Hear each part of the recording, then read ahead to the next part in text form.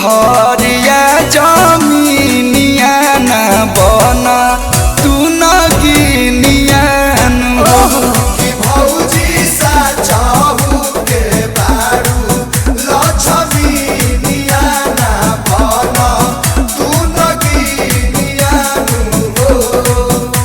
फुसलावा तारा